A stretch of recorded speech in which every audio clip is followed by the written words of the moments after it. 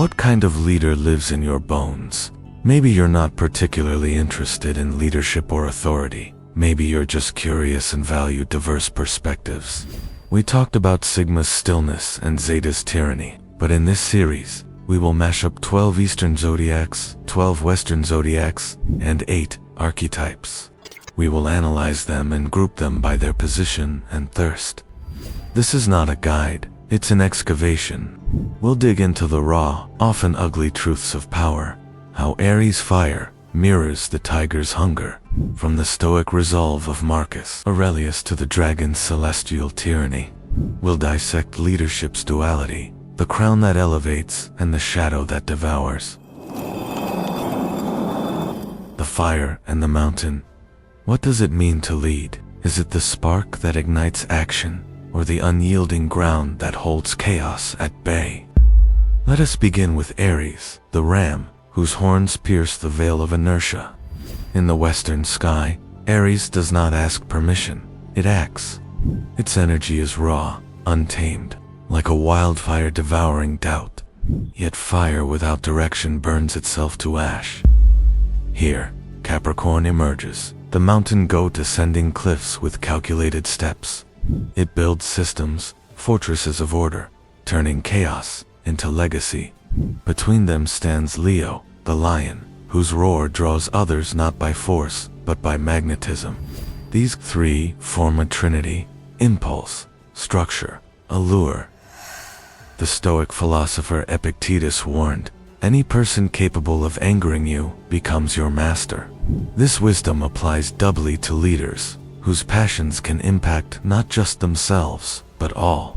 True mastery of leadership requires not just the expression of these archetypal energies, but conscious awareness of their shadows. Wait, there's a tiger in the east. The tiger does not merely lead, it terrifies. Its courage is not a choice, but a compulsion, a primal refusal to kneel. The dragon, meanwhile, bends reality itself, weaving luck and authority into its myth. It does not command obedience, it inspires awe. And the rooster, often misunderstood, rules not through grandeur, but precision, a master of details, turning the mundane into mastery. But here lies the shadow, a leader who acts without the mountains. Patience becomes a tyrant. A dragon who forgets humility becomes a storm that destroys its own kingdom. Power, unchecked, corrodes the wielder. Beyond cultural systems, we find the alpha archetype, a concept that transcends specific traditions to capture the essence of dominance, hierarchies observed across species. The alpha represents the apex of conventional leadership, commanding, decisive, and unquestionably in charge. In the shadows of myth and folklore, I coined the term prime to capture the darker side of the alpha force. In eras past, figures like Alexander and Genghis thrived under this mantle, their ruthless ambition shaping empires and legends. However, in today's world, this unchecked, immature force, akin to a baby snake, uncertain of its own venom, often devolves into destructive impulses. This stark reminder warns us that while the alpha spirit is admirable, its prime incarnation, when untempered by wisdom, can easily cross the line from leadership into tyranny. The prime does not negotiate, it consumes. What binds these symbols? Aries and the tiger share ferocity, but the tiger's ferocity is laced with desperation, a fight for survival. Leo's charm mirrors the dragon's allure, yet the dragon's authority is cosmic, not personal.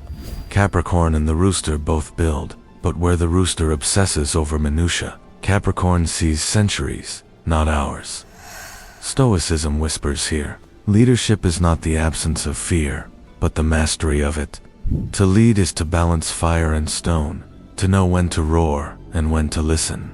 The prime's extremism is a warning, a reminder that even the brightest light casts the darkest shadow.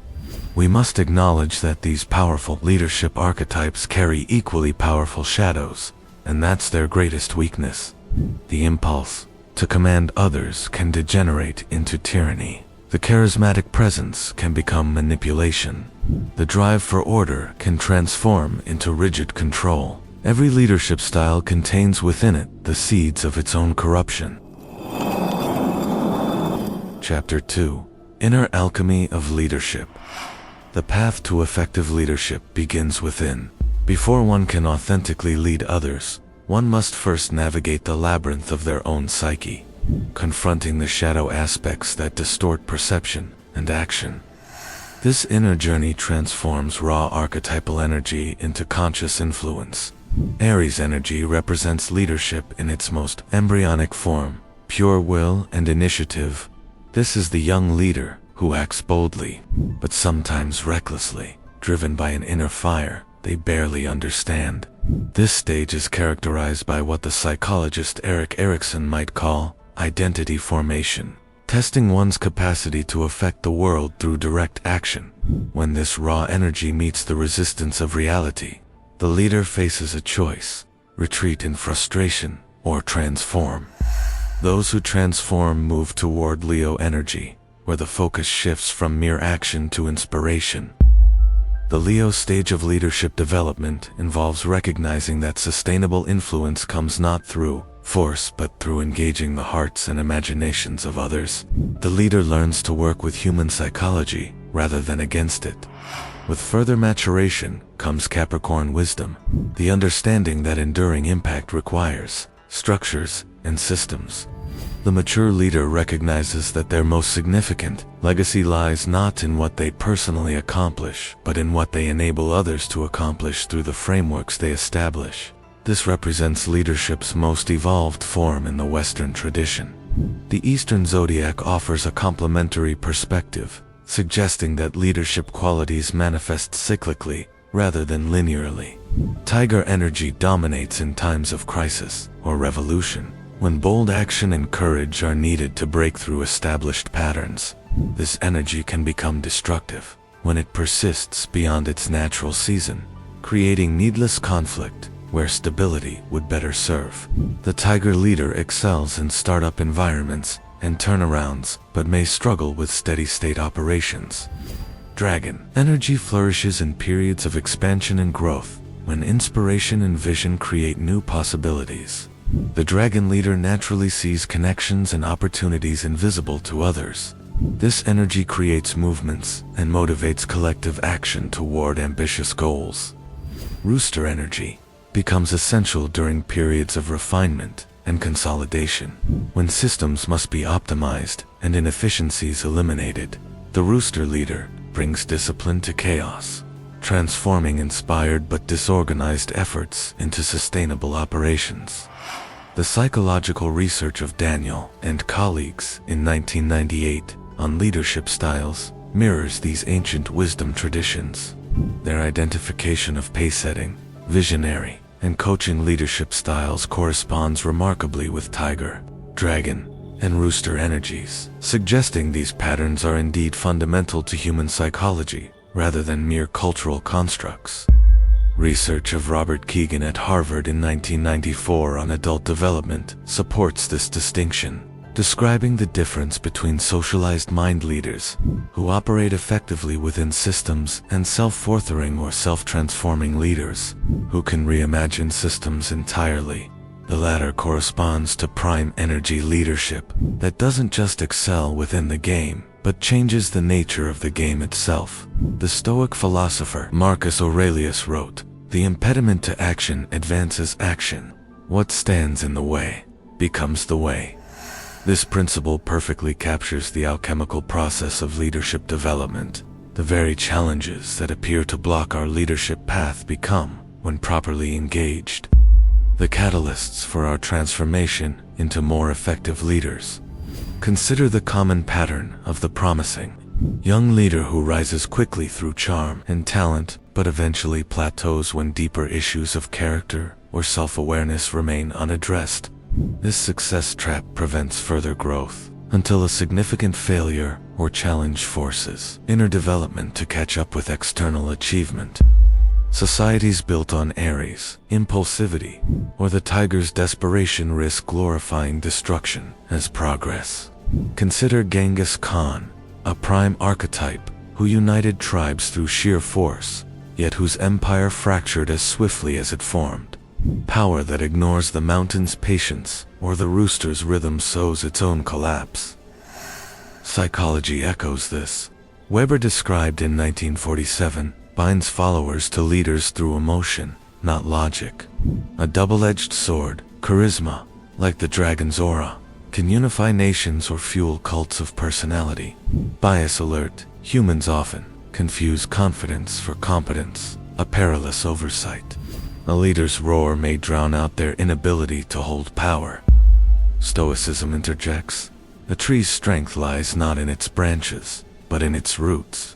Societies thrive when leaders balance the storm's fury with the mountain's resolve. The Roman Empire, for instance, paired Aries-like conquest with Capricornian bureaucracy, yet when it prioritized expansion over governance, it rotted from within.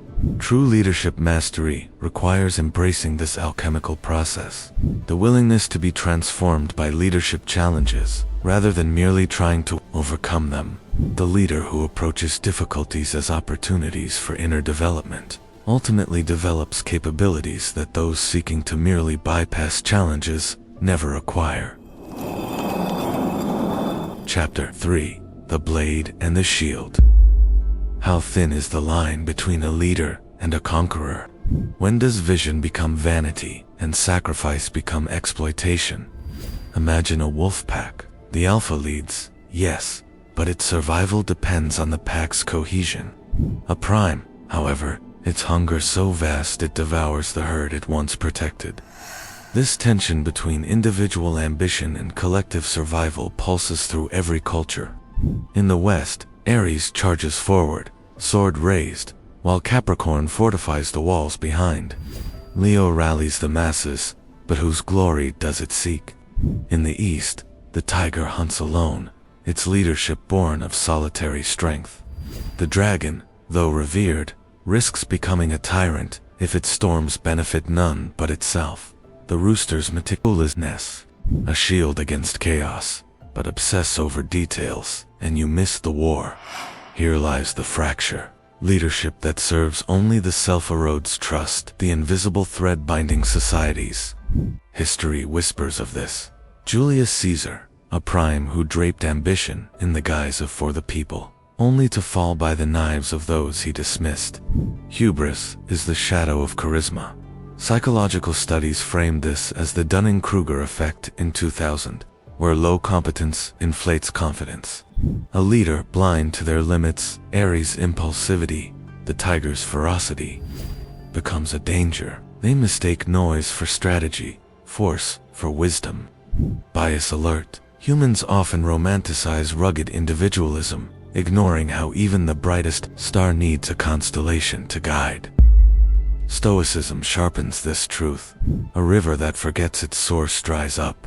Ambition untethered from duty is a wildfire. It dazzles, then destroys. Marcus Aurelius, the philosopher king, understood this. He waged wars, but wrote of justice in every action, balancing the sword with the shield. His reign thrived, not because he conquered, but because he served the whole. Yet modern systems falter here. Corporations glorify disruptors, primes in suits who dismantle traditions for profit, leaving teams fractured. The dragon's cosmic authority, if corrupted, becomes a CEO's empty mantra. In traditional Chinese organizational philosophy, tiger energy bold action should be followed by dragon energy visionary expansion, which should then be consolidated by rooster energy systematic refinement. This natural progression prevents any single mode from dominating and creating stagnation. When imbalanced, these energies can create dysfunctional patterns. Too much Aries energy produces a frenetic organization, constantly chasing new initiatives without completing any.